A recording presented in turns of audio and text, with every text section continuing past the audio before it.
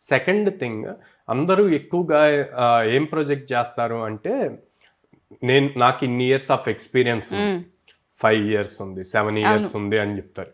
కానీ ఇప్పుడున్న ట్రెండ్కి ఎన్ని ఇయర్స్ ఆఫ్ ఎక్స్పీరియన్స్ ఉంది అన్న దానికన్నా కూడా ఎంత స్కిల్ సెట్ ఉంది అన్నది చూస్తారు. సో తను ప్రీవియస్గా చేసిన వర్క్ ద్వారా ఆ ప్రాజెక్ట్లో తిను స్కిల్ సెట్ వల్ల ఎంత ఇంప్రూవ్మెంట్ తీసుకొచ్చారు అన్నది ప్రొజెక్ట్ చేయాలి. అంటే మీ ఎక్స్పీరియన్స్ కన్నా కూడా స్కిల్ సెట్ని ఫ్రంట్ సైడ్ పెట్టేసి, సో నా వల్ల ప్రాజెక్ట్కి ఎంత యూజ్ అయింది, ఈ స్కిల్ సెట్ వల్ల ఇది ఇంప్రూవ్ చేయగలిగాను, లైక్ 30% బగ్స్ రెడ్యూస్ అయినాయి, ఇట్లాంటి పాయింట్స్ గనక మెన్షన్ చేస్తే గనక ఇంప్రెస్ అవుతారు అనమాట. సో ఇయర్స్ అన్నవి ఇప్పుడు మ్యాటర్ కాదనమాట. So and at the same time like మీరు చేసిన ప్రాజెక్ట్స్లో ఏం న్యూ ఫ్యూచర్స్కి మీరు ఐడియాస్ క్రియేట్ చేశారు, డిఫరెంట్గా ఎలా థింక్ చేశారు అన్నది కూడా ప్రొజెక్ట్ చేయాలి.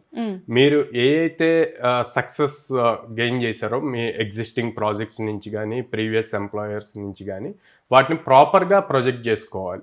Instead of years of experience బదులు మీరు ఏదైతే విన్ అయ్యారో లేకపోతే మీకున్న స్కిల్ సెట్ని ఎంత బాగా ప్రొజెక్ట్ చేసుకుంటే మీకు అంత వాల్యూ, కంపెనీకి ఎంత బెనిఫిట్ అయిందన్న పాయింట్ మాట్లాడగలగాలి. ఓకే.